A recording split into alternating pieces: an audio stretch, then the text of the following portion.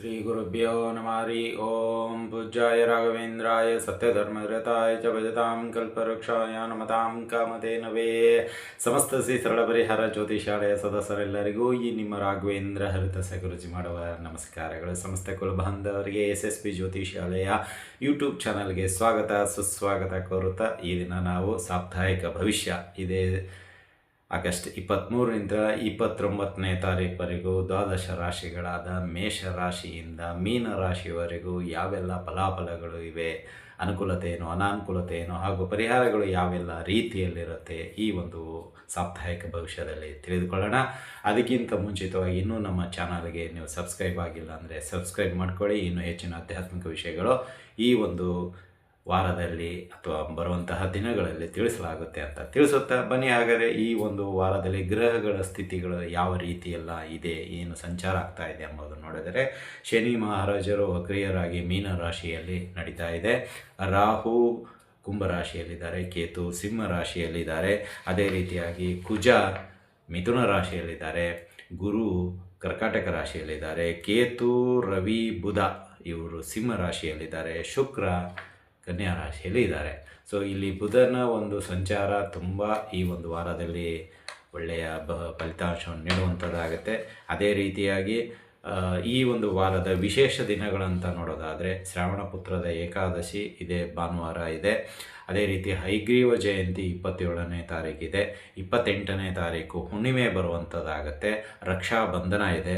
ಆ ದಿನ ಚಂದ್ರಗ್ರಹಣವೂ ಇದೆ, ಬಟ್ ಭಾರತಕ್ಕೆ ಗೋಚರಿಸದೇ ಇರುವುದರಿಂದ ಆಚರಣೆ ಇರುವುದಿಲ್ಲ. ಅನುಷ್ಠಾನ ಮಾಡಿಕೊಂಡು ಜಪತಪಗಳನ್ನು ನೀವು ಮಾಡಿಕೊಳ್ಬೋದು, ಆದರೆ ಭಾರತದಲ್ಲಿ ಚಂದ್ರಗ್ರಹಣ ಇರುವುದಿಲ್ಲ ಅಂತಲೇ ಹೇಳ್ಬೋದು. ಇನ್ನು ಅದೇ ರೀತಿ ಇದೇ ತಿಂಗಳು 29ನೇ ತಾರೀಕು 355ನೆಯ ಶ್ರೀ ರಾಘವೇಂದ್ರ ಸ್ವಾಮಿಗಳವರ ಆರಾಧನಾ ಮಹೋತ್ಸವ ನಡೀತಾ ಇದೆ. ಸೊ ಹಾಗಾಗಿ ಈ ಒಂದು ವಾರದ ವಿಶೇಷ ಇಷ್ಟುಗಳಾಗಿತ್ತು. ಇದರ ಒಂದು ಅನುಗುಣವಾಗಿ ವಾರದ ಸಾಪ್ತಾಹಿಕ ಭವಿಷ್ಯ ಮೇಷರಾಶಿಯಿಂದ ಮೀನರಾಶಿಯವರೆಗೂ ಯಾವೆಲ್ಲ ರೀತಿ ಇರುತ್ತೆ ಎಂಬುದನ್ನು ತಿಳಿದುಕೊಳ್ಳೋಣ ಬನ್ನಿ.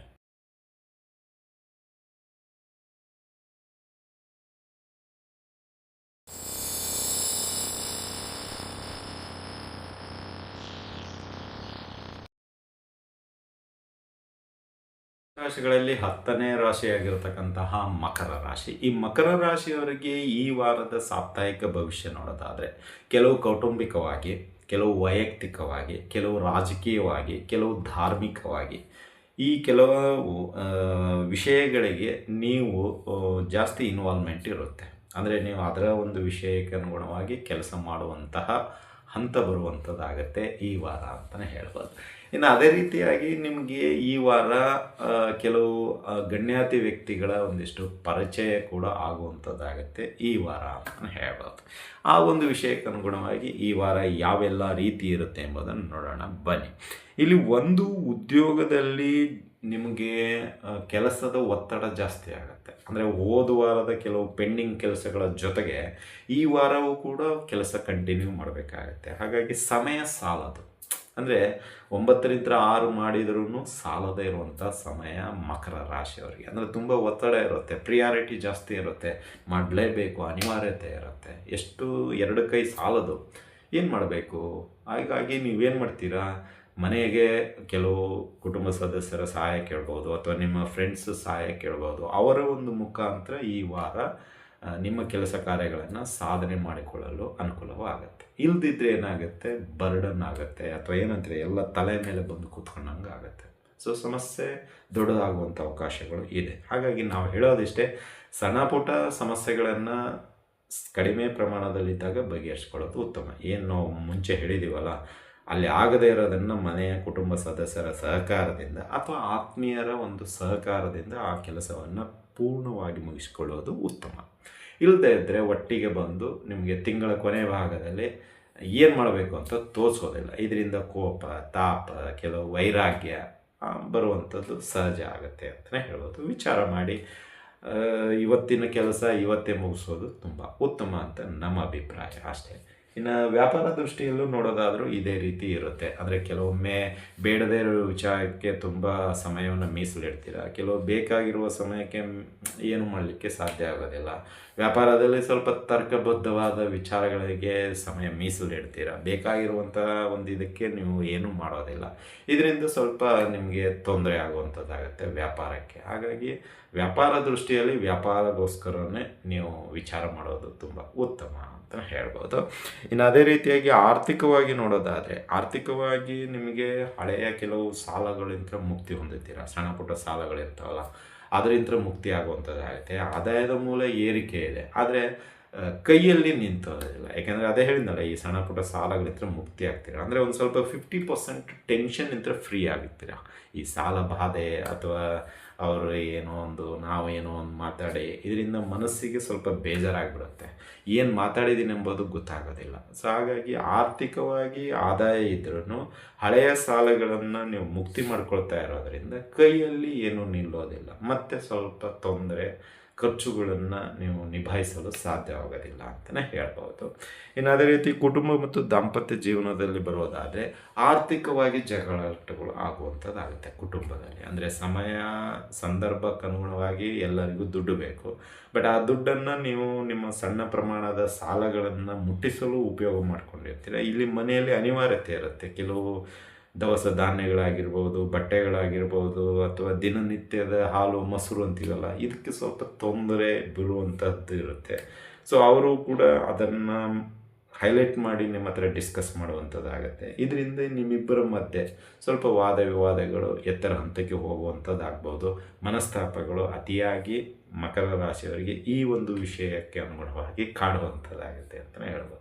ಹಾಗಾಗಿ ಇದರ ಬಗ್ಗೆ ಸ್ವಲ್ಪ ಎಚ್ಚರಿಕೆ ವಹಿಸಿ, ಏನು ಅಮೂಲ್ಯವಾದದ್ದು ಅಥವಾ ಪ್ರಮುಖವಾಗಿರೋದು ಬೇಕಾಗಿದೆಯೋ ಅದನ್ನು ಮಾತುಕತೆಯಲ್ಲಿ ಬಗೆಹರಿಸಿಕೊಂಡು ಅದು ಏನು ಬೇಕೋ ಅದನ್ನು ತಂದು ಕೊಟ್ಟದ್ದೇ ಆದಲ್ಲಿ ಇದು ಯಾವುದೋ ಸಮಸ್ಯೆಯನ್ನು ಏನಂತಾರೆ ಬರೋದಿಲ್ಲ ಅಂತಲೇ ಹೇಳ್ಬೋದು. ಮಾತುಕತೆಯಲ್ಲಿ ಬಗೆಹರಿಸ್ಕೊಳ್ಬೋದು ಅಥವಾ ವಿಚಾರದಿಂದ ಅದನ್ನು ಕಡಿಮೆ ಮಾಡಿಕೊಳ್ಬೋದು ಅಂತಲೇ ಹೇಳ್ಬೋದು. ಇನ್ನು ದಾಂಪತ್ಯ ಜೀವನದಲ್ಲೂ ಅಷ್ಟೇ, ಸಣ್ಣ ಪುಟ್ಟ ವಿಷಯಗಳಿಗೂ ನೀವು ಕೋಪ ತಾಪಗಳನ್ನು ಮಾಡ್ಕೊಳ್ತೀರ.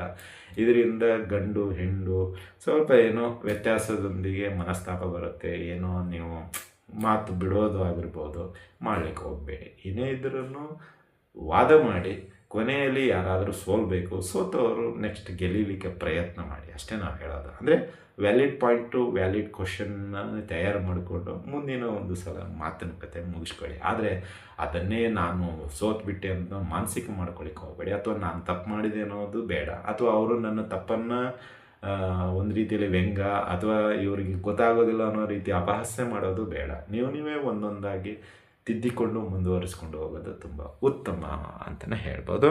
ಇನ್ನು ವಿದ್ಯಾರ್ಥಿಗಳ ವಿಷಯಕ್ಕೆ ಬರೋದಾದರೆ, ಈ ವಾರ ಪರಿಶ್ರಮ, ಕಷ್ಟಪಡಬೇಕು, ತುಂಬ ಸಮಯ ಮೀಸಲಿಡಬೇಕು. ಓದಿರೋದು ಜ್ಞಾಪಕಕ್ಕೆ ಇರೋದಿಲ್ಲ. ಹಾಗಾಗಿ ಬೆಳಗಿನ ಜಾವ ಓದಿ ಸರಸ್ವತಿ ದೇವಿಯ ಆರಾಧನೆ ಮಾಡಿ, ಸಾಯಂಕಾಲ ಸರಸ್ವತಿ ದೇವಿಯ ಆರಾಧನೆ ಮಾಡಿ, ಬೆಳಗ್ಗೆ ಮತ್ತು ಸಾಯಂಕಾಲ 2 ತಾಸು ನೀಟಾಗಿ ಒಂದು ಒಳ್ಳೆಯ ಶುದ್ಧಿ ಇರುವಂತಹ ಜಾಗದಲ್ಲಿ ಕೂತ್ಕೊಳ್ಳಿ. ಇದರಿಂದ ನಿಮಗೆ ಅನುಕೂಲ ಆಗುವಂಥದ್ದಾಗುತ್ತೆ ಅಂತಲೇ ಹೇಳ್ಬೋದು ವಿದ್ಯಾರ್ಥಿಗಳಿಗೆ. ಇನ್ನು ಆರೋಗ್ಯದ ವಿಷಯಕ್ಕೆ ಬರೋದಾದರೆ, ಕೆಲಸದಲ್ಲಿ ಒತ್ತಡ, ತಲೆನೋವು ಜಾಸ್ತಿ ಆಗುತ್ತೆ ಮತ್ತು ಕಣ್ಣು ನೋವು, ಇವೆರಡೂ ಈ ವಾರ ನಿಮಗೆ ಅತಿಯಾಗಿ ಕಾಡುವಂಥದ್ದಾಗುತ್ತೆ ಮಕರ ರಾಶಿಯವರಿಗೆ. ಇದ್ರ ಬಗ್ಗೆ ಸ್ವಲ್ಪ ಗಮನ ಕೊಡಿ. ಹಳೆಯ ಸಮಸ್ಯೆಗಳಿಗೆ ಸ್ವಲ್ಪ ಮಾತುಕತೆಯಲ್ಲಿ ಬಗೆಹರಿಸ್ಕೊಳ್ಳೋದು ತುಂಬ ಉತ್ತಮ. ಇಲ್ಲದಿದ್ದರೆ ತಲೆನೋವು ಮತ್ತು ಈ ಕಣ್ಣು ನೋವು ಅತಿಯಾಗಿ ಕಾಡೋದ್ರಿಂದ ಸ್ವಲ್ಪ ನಿಮಗೆ ಒತ್ತಡದಲ್ಲಿ ಇದ್ದೋರಿಂದ ಸ್ವಲ್ಪ ನಿಮಗೆ ದೇಹ ಆಯಾಸಗೊಂಡಂತೆ ರೆಸ್ಟ್ ಬೇಕಾಗಬಹುದು ಅಂತ ಅನಿಸುತ್ತೆ. ಸೊ ವಿಚಾರ ಮಾಡಿ, ಕೆಲವು ವಿಷಯಗಳನ್ನು ಅತಿಯಾಗಿ ತೆಗೆದುಕೊಳ್ಳಲು ಹೋಗಬೇಡಿ.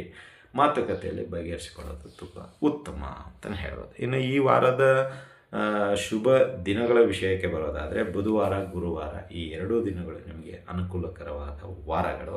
ಇನ್ನು ಅನಾನುಕೂಲಕರವಾದ ವಾರಗಳು ಯಾವುವೆಂದರೆ ಶನಿವಾರ, ಮಂಗಳವಾರ. ಈ 2 ದಿನ ಮಾತ್ರ ತುಂಬ ಎಚ್ಚರಿಕೆ ಅಂತ ಇರಿ. ವಾಹನ ಓಡಿಸ್ಬೇಕಾದ್ರೆ ಅಥವಾ ಕೆಲವು ಪ್ರಮುಖ ಕಾರ್ಯಗಳು ಮಾಡಬೇಕಾದ್ರೆ ಈ 2 ದಿನ ಎಚ್ಚರಿಕೆಯಿಂದ ಇರೋದು ತುಂಬ ಉತ್ತಮ.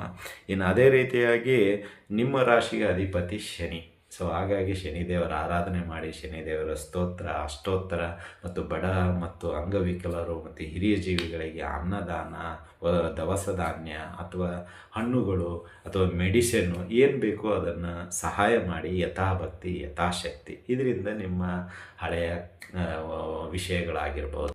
ಅದೇ ರೀತಿಯಾಗಿ ಶನಿದೇವರಿಗೆ ಎಳ್ಳೆಣ್ಣೆ ದೀಪವನ್ನು ಹಚ್ಚುವುದು ತುಂಬ ಉತ್ತಮ ಅಂತ ತಿಳಿಸುತ್ತಾ ಇದಾಗಿತ್ತು ಈ ವಾರದ ಮಕರ ರಾಶಿಯವರ ಭವಿಷ್ಯ. ಈ ಭವಿಷ್ಯ ನಿಮ್ಗೆ ಇಷ್ಟ ಆಗಿದ್ದರೆ ಲೈಕ್ ಮಾಡಿ, ಜಾಸ್ತಿ ಇಷ್ಟ ಆಗಿದ್ದರೆ ಶೇರ್ ಮಾಡಿ, ಹಾಗೂ ನಮ್ಮ SSP ಜ್ಯೋತಿಷ್ಯಾಲಯ ಯೂಟ್ಯೂಬ್ ಚಾನಲ್ ಬಗ್ಗೆ ನಿಮ್ಮ ಅನಿಸಿಕೆ ಅಭಿಪ್ರಾಯಗಳನ್ನು ಹಂಚಿಕೊಳ್ಳಿ ಅಂತ ಹೇಳುತ್ತಾ ಶುಭವಾಗಲಿ, ಶುಭಮಸ್ತು, ಶುಭಂ ಭಯಾತ್, ಸರ್ವೇ ಜನಃ ಸುಖಿನೋ ಭವಂತು.